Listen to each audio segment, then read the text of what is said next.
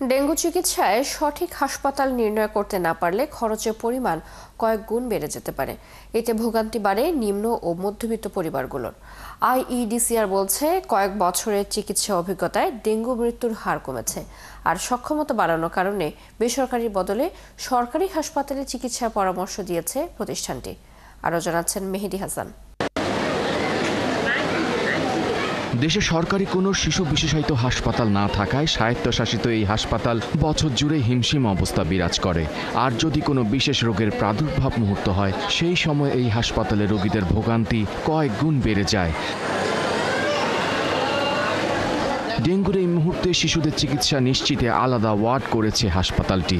তবে বেসরকারি নয়, স্বায়ত্তশাসিত প্রতিষ্ঠান হওয়ায় চিকিৎসা খরচে কিছুটা স্বস্তি রোগীদের। শ্বাসকষ্ট, আবার পেশাবের সমস্যা, আবার কিডনির সমস্যা, প্রস্রাবে ইনফেকশন হয়েছে, রক্তে ইনফেকশন হয়েছে।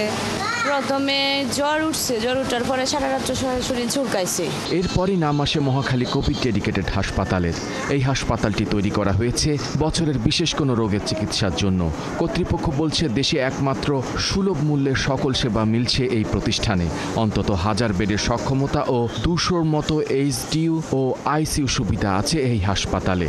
রোগীর কিছু অ্যালার্ম সিমটম আছে, যেমন তীব্র মাথা ব্যথা অথবা অনেক লুজ মোশন হচ্ছে, তারপরে বমি হচ্ছে, তাহলে দেরি করবেন না, আপনার নিকটস্থ যে কোনো হাসপাতাল, যে কোনো ডাক্তারের কাছে আপনি যান। আইইডিসিআর বলছে, ডেঙ্গু চিকিৎসা এখন অনেকটাই চিকিৎসকদের নিয়ন্ত্রণে চলে এসছে। তাই রোগী বেশি শনাক্ত হলেও মৃত্যুর তালিকা কম থাকছে।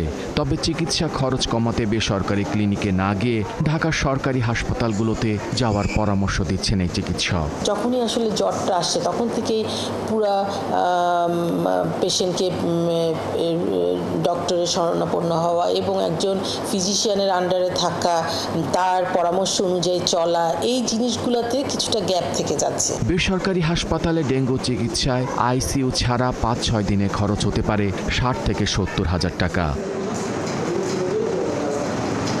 মেহেদী হাসান, 71, ঢাকা।